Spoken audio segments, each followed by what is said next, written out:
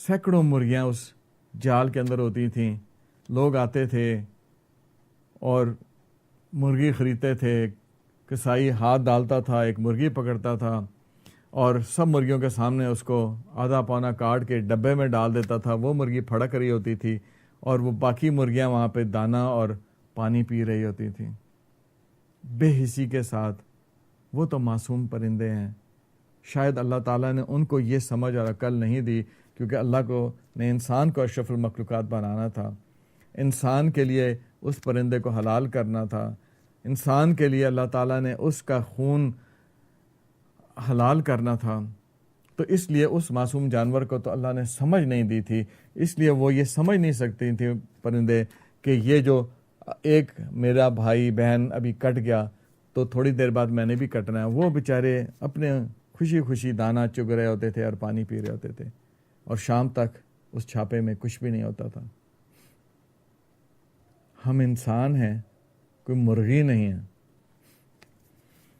لیکن آپ دیکھیں بے حسی کا عالم, کہ ہم بھی ان مرغیوں کی طرح سے اپنے سامنے لوگوں کو مرتا دیکھتے ہیں, ان پر ظلم ہوتا دیکھتے ہیں, ان کے دل ٹوٹتے دیکھتے ہیں, ان کے گھر اجڑتے دیکھتے ہیں, لیکن ہمیں کوئی اثر نہیں ہوتا. اللہ جانے کوئی نفسیاتی ماہر ہی اس بات کو شاید بتا سکے کہ ہم اتنے بے حس کیوں ہو گئے.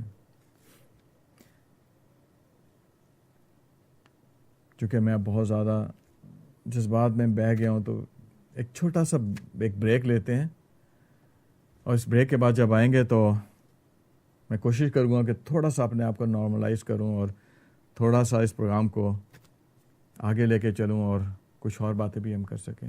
ایک چھوٹی سی بریک لیتے ہیں.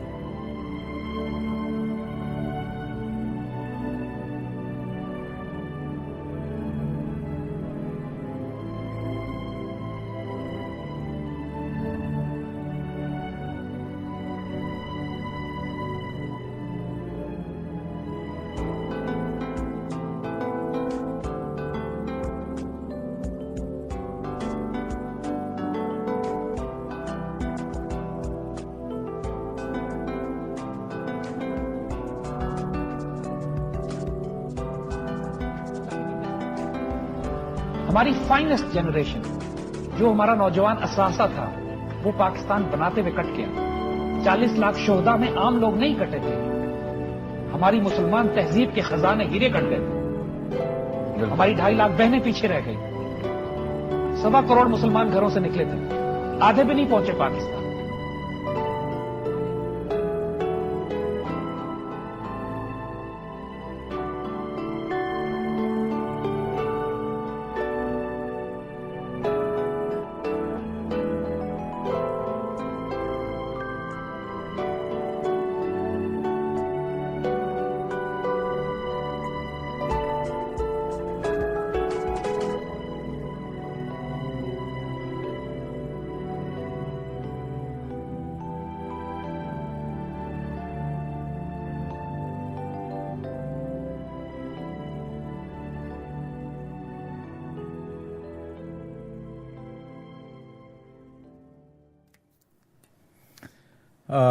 ویلکم بیک ناظرین.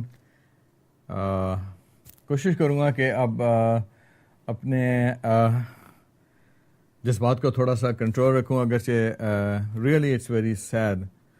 اور پھر آپ سے اپنا نمبر آپ کے سامنے 1-888-999-6043. اگر آپ کا دل چاہے اور آپ شیئر کرنا چاہیں تو ضرور کال کیجیے گا. ایک جیسے میں ہر دفعہ کوشش کرتا ہوں کہ ایسی کچھ خبریں بھی میں آپ کے سامنے پیش کروں جو یہاں بسنے والے امریکہ میں، یا آج کل تو چونکہ گلوبلائزیشن ہو گئی ہے، ساری دنیا میں ایک جیسے ہی مسائل ہیں، تو ان مسائل کی آگاہی آپ تک پہنچائی جائے، آپ کو بتائیں کہ دنیا میں کیا ہو رہا ہے اور وہ کیسے آپ کی زندگی پر اثر کر سکتا ہے.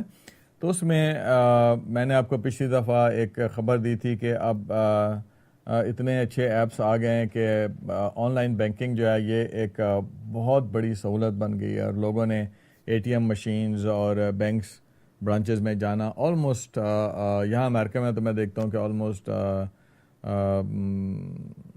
زیرو تو نہیں کہوں گا کیونکہ ابھی بھی کچھ نہ کچھ شاید ایسے کام ہوں گے، لیکن ایک عام آدمی کو پیسے جمع کرانے کے لیے یا پیسے نکالنے کے لیے یا اپنی بینک اسٹیٹمنٹس کے لیے یا آن لائن پیمنٹس کرنے کے لیے سب کچھ آن لائن ہے. مطلب میں شاید سال میں ایک دفعہ بھی بینک نہیں جاتا، اس لیے کہ ضرورت ہی نہیں پڑتی ہے. پیسے نکالنے ہوں، پیسے جمع کرانے ہوں، کچھ بھی کرنا ہو، ٹرانسفر، یہ وہ سب کچھ آن لائن ہو جاتا ہے. لیکن جہاں اس کے فائدے ہیں وہاں پہ اس کی بہت زیادہ خطرے ہیں. اور ایک سروے ابھی کیا گیا امریکہ کے 170 جو بینکس ہیں، جس میں بڑے بینکس اور ملٹی نیشنل بینکس، جس میں ریجنل بینکس، یہاں تو ہر گلی محلے اور گاؤں کا بھی بینک ہوتا ہے.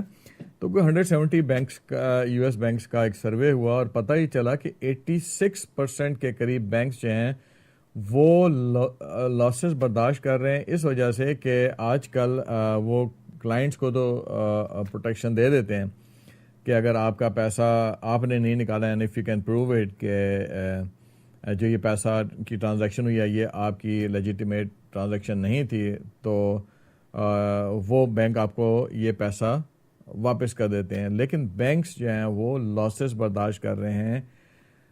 ایک نئے اسی ٹیکنالوجی کا حصہ، جہاں ٹیکنالوجی سے عام لوگوں کو فائدہ ہو رہا ہے، وہاں پہ کچھ خاص لوگ بھی اس سے بڑا فائدہ اٹھا رہے ہیں، اور وہ ہیں ہمارے ڈاکو خسرات.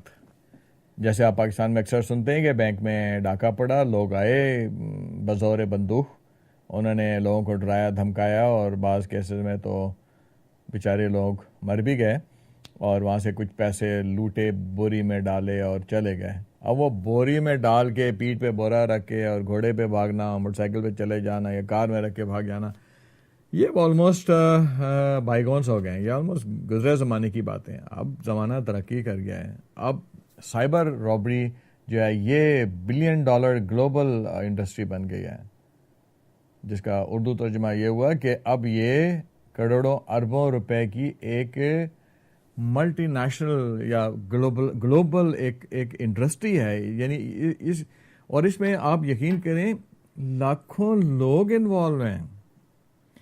اور اس کے جو جیسے ہوتا ہے کہ ہر گروپ کا ایک سرغنہ ہوتا ہے اور پھر اس کے ورکرز ہوتے ہیں، تو یہ ایک بڑی سائنٹیفک طریقے سے یہ کام کیا جاتا ہے. اور جو یہ سروے ہوا جس میں یہ بات سامنے آئی